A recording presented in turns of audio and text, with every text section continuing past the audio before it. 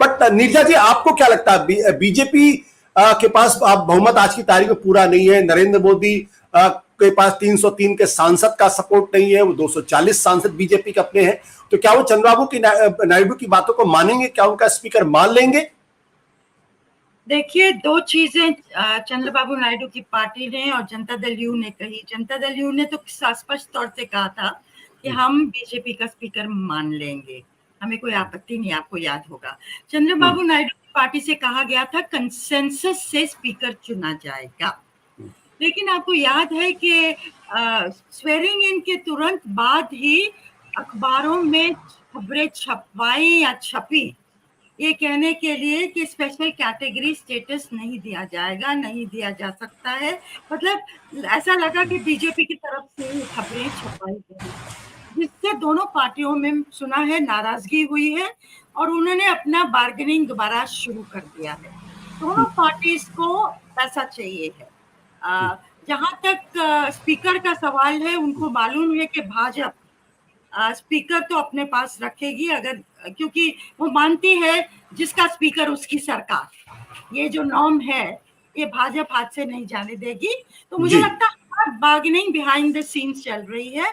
और जहां तक पोर्टफोलियोज का सवाल है, मिनिस्टर्स का सवाल है, जहां तक टीडीपी का मानना है वो मिनिस्टर्स में नहीं इंटरेस्टेड है, क्योंकि आपको याद होगा पहले भी जब ये सरकार में आए थे वाजपेयी जी की, ये मिनिस्टर की मांग नहीं थी, क्योंकि वो जानते हैं कि दिल्ली में मिनिस्टर को उठाया तो राइवल पावर सेंटर खड़ा हो जाता है पार्टी के अंदर, उसमें वो इंटरेस्टेड नहीं है। उन्होंने अपने जो कॉन्फिडेंट है उनको बना दिया है, सिविल एविएशन आ गई है।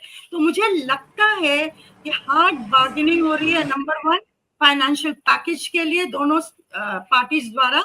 और क्या प्रधानमंत्री ओम बिरला को वापस लाते हैं अगर कुछ मामला सलट जाता है, क्योंकि उनका प्रिंसिपल इस समय है कंटिन्यूटी, और जितना कंटिन्यूटी होगी उनको लगता है एक पॉलिटिकल स्टेबिलिटी का वो मैसेज देंगे।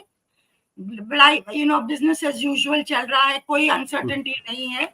या फिर डी पुरंदेश्वरी का नाम था, जो कि है तो भाजपा की, लेकिन चंद्रबाबू नायडू की वाइफ की बहन है, एनटीआर की, एनटी रामाराव की बेटी है। एक जमाने में दोनों में तालमेल नहीं था, पर मैंने सुना हाल में चीजें बेहतर हो गई हैं। तो हो सकता है इस तरह का कोई कैंडिडेट पे सहमति हो जाए, लेकिन असली बार्गेनिंग फाइनेंशियल पैकेज के लिए है। क्या आपको लगता है कि जो चंद्रबाबू नायडू और नीतीश कुमार दोनों की एक तरीके से के दिल में एक डर बैठा हुआ है, जिसको और अभी आमिर भाई ने इशारा किया कि जो नई बीजेपी है, नरेंद्र मोदी की बीजेपी है, वो अगर शिवसेना को तोड़ सकती है, शरद पवार की एनसीपी को तोड़ सकती है, दूसरी पॉलिटिकल पार्टीज को तोड़ सकती है, तो ये डर तो हमेशा बना रहेगा कि इनके पास 240 इसको 272 करना है। तो किसी भी दिन पता चला अचानक 16 के 16 जो सांसद है टीडीपी के वो बीजेपी में शामिल हो गए, और सारे के सारे 12 के सांसद जेडीयू के वो बीजेपी में शामिल हो गए, 5 चिराग पासवान के शामिल हो गए। तो ऐसे में क्या ये खतरा मोल लेंगे कि स्पीकर का पद जो महत्वपूर्ण जाएगा? निर्जा जी, देखिए, आइडियली तो सबको जब जानते हैं कि पार्टीज को तोड़ सकते हैं, स्पीकर की चलेगी लोकसभा में, लेकिन चंद्रबाबू नायडू को शायद लगता है उनकी पार्टी उतनी वल्नरेबल नहीं है। जो पार्टी सबसे वल्नरेबल है वो जनता दल यू है, पर वो वहां भी क्योंकि बिहार के चुनाव है अगले साल, मुझे लगता नहीं है भाजपा तुरंत कुछ करेगी, क्योंकि उनको नीतीश कुमार की पार्टी की जरूरत है, और पार्टी को इधर उधर कर दिया तो कुछ आरजेडी में भी चली जाएगी, कुछ इधर आ जाएगी, लेकिन क्या बिहार का चुनाव वो जीत पाएंगे? क्योंकि इस समय बहुत जरूरी है भाजपा के लिए, जो 5 स्टेट चुनाव आ रहे हैं, महाराष्ट्र, हरियाणा, झारखंड, अगले साल दिल्ली और फिर बिहार, उनमें से कुछ स्टेट्स को जीतना।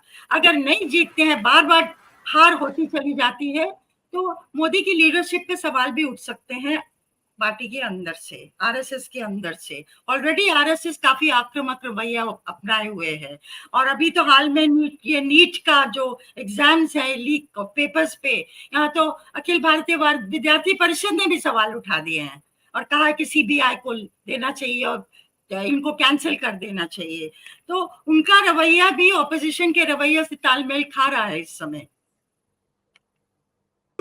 सत्य हिंदी का ऐप डाउनलोड करें गूगल प्ले स्टोर पर।